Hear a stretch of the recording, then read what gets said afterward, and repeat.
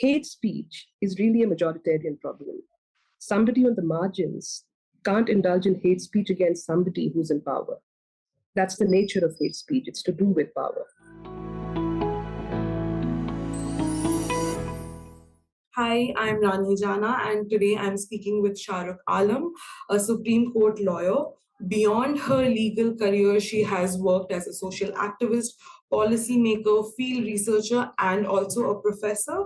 Today, we'll be discussing the legal and constitutional aspects of censorship, political satire, and the recent controversies surrounding comedians like Kunal Kamra.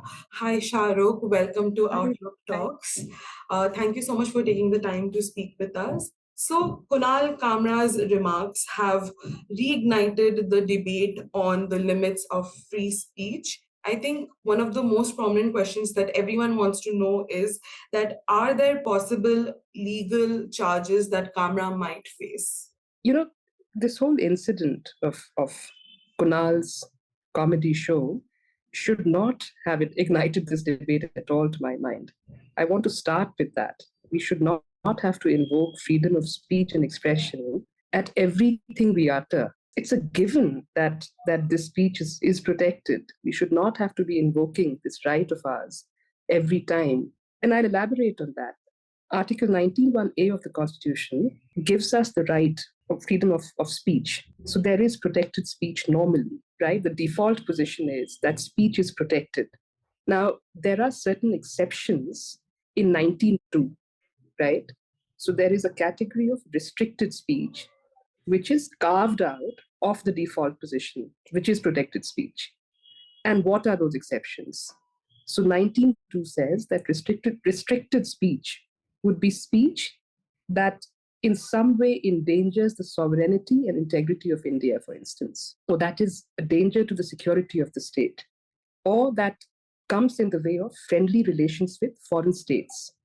Now, these are again very broad categories, and they're liable to be interpreted in very broad terms or in very narrow terms, right? For instance, protests against Israel or protests in support of Gaza are being stopped. And one could say that it fits this category of friendly relations with foreign states because it's coming in the way of our relations with Israel. But according to me, that's also a very conservative interpretation because we're also very friendly with Israel, with Palestine. So according to me, that's not a good ground. Default position is protected. Even when the state invokes these things, that's when we need to push back, right? The other categories of restricted speech is public order, which is again very broad. So if you're disturbing public order, then that becomes restricted speech. But there again, the state is not supposed to invert the whole thing and say, well, if you say this, some people will be hurt. Because this whole thing, public order, has to be interpreted from the perspective of a reasonable person, a prudent person, not somebody who has a very thin skin, who gets offended at the drop of a hat. That's not what it means. Then another category is incitement to violence. So if you're actually inciting someone to be violent, that is restricted speech. There's another category of restricted speech that draws from traditions of blasphemy, and that draws from traditions of sedition. And the thinking is that you'd better not be saying something about the king or the church. Now, don't say things about the state, don't say things about God. Right? But it is very much part of the legal tradition. Now, to my mind, when there are cases of blasphemy, alleged cases of blasphemy or alleged cases of sedition, that's when we need to invoke our freedom of speech and try and push back, keeping in mind that these traditions of blasphemy have a historical, a social, and a legal context, right? Also keeping in mind that as the Supreme Court of India has laid down in the case of Amish Devgan, it matters who's saying what and who it's directed at.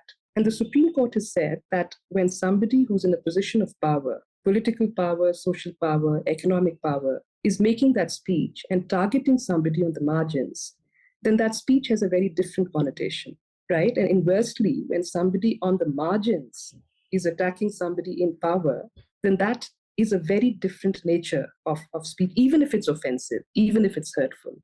So the first is actually marginalizing speech by targeting you, by making fun of your religion, your faith, your culture. It's not just causing offense, it's trying to push you to the margins. So there is that difference, and the Supreme Court has recognized it. So, in the context of some recent cases of blasphemy, it has to be kept in mind what is the context? Is there a purpose to the humiliation? What does the humiliation do to the community that it's targeted at? Does it constitute hate speech rather than just blasphemous speech? Now, having said that, there is another kind of speech also, which is dissenting speech, which critiques the government in power, or which critiques majoritarian tendencies. And to my mind, and also the Supreme Court has endorsed this, that is not hate speech because it can't push power to the margins, right? That's the inverse of it. Now, having said that, when we equate what Nupur Sharma did, there's a constant comparison, blasphemy in her case. And now people are saying that why can't we invoke freedom of speech in every case? There is a difference. In that case, we could have invoked freedom of speech. We could have said that let's analyze blasphemy laws together. Let's see what was the purpose of this. Let's see whether it was mere blasphemy or whether it was hate speech causing discrimination. But we are not doing that by comparing that speech to Kunal Kamra's speech. In fact, what we are doing is we are really expanding the scope of blasphemy.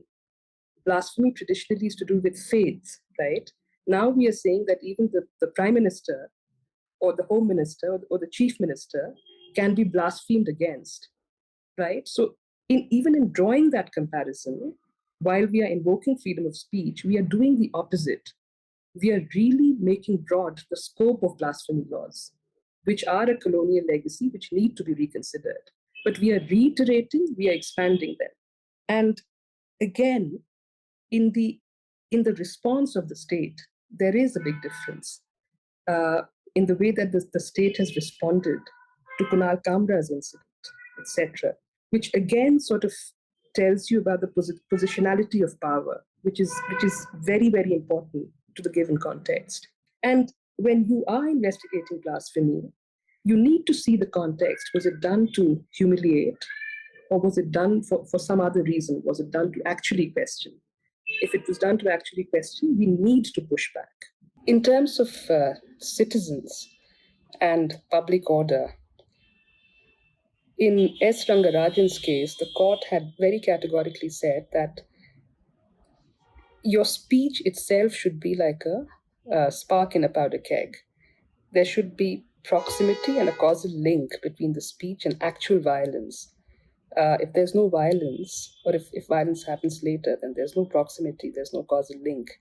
So there are all these preconditions for your speech to be restricted for reasons of public order and violence. And therefore, the heckler's veto means that I don't like something that you're talking about, and therefore I'll heckle and I'll threaten disorder. The heckler's veto is not a legitimate cause to ban speech or to restrict speech.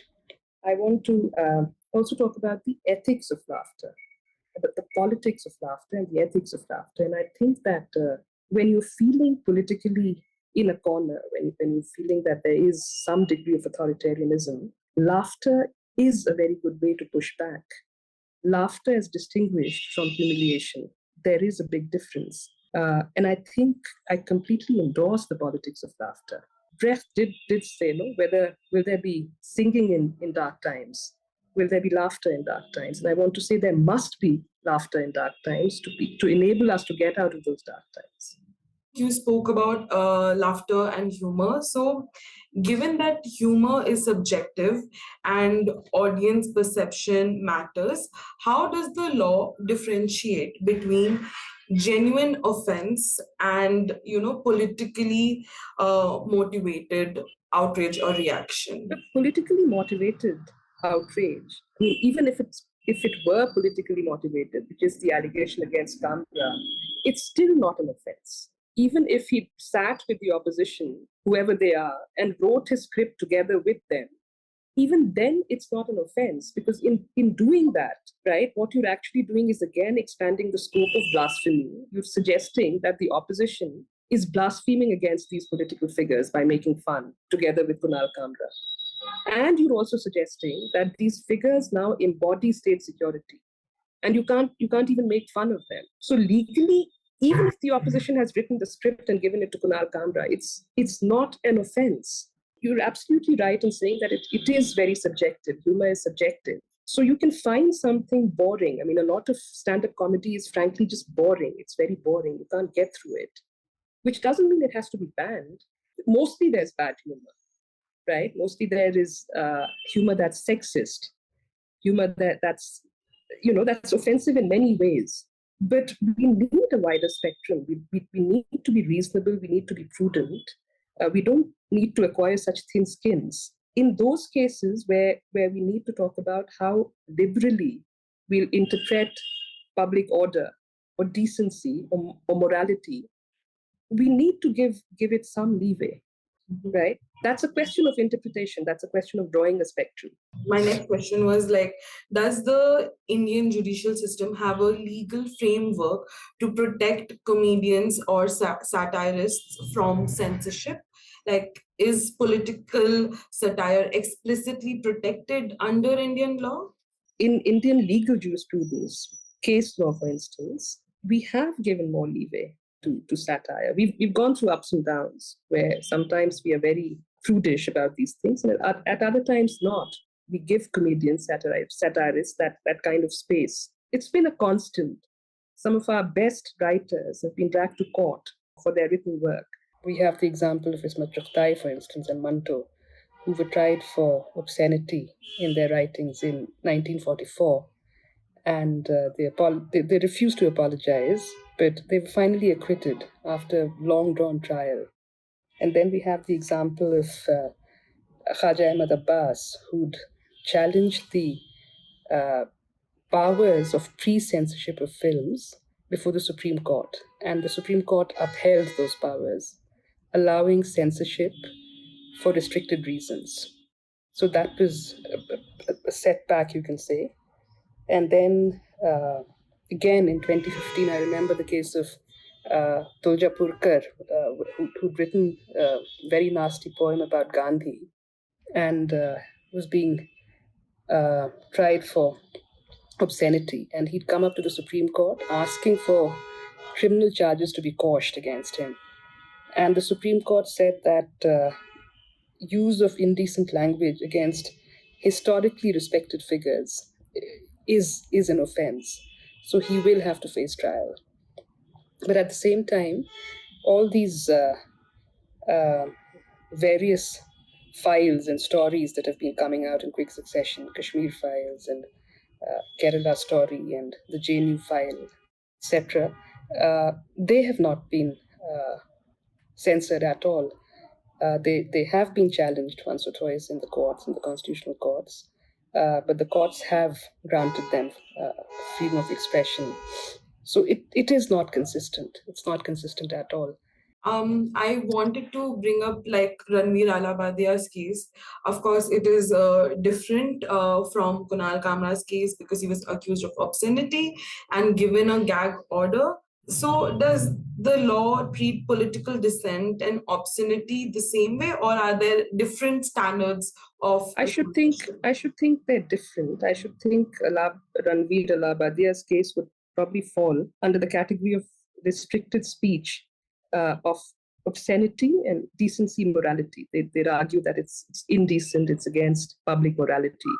And again, that needs to be interpreted. I'm arguing that there should be a wider spectrum. But political satire, which was really not offensive because the allegations are not that it's indecent or immoral or obscene. The allegations are that how could you bring these names?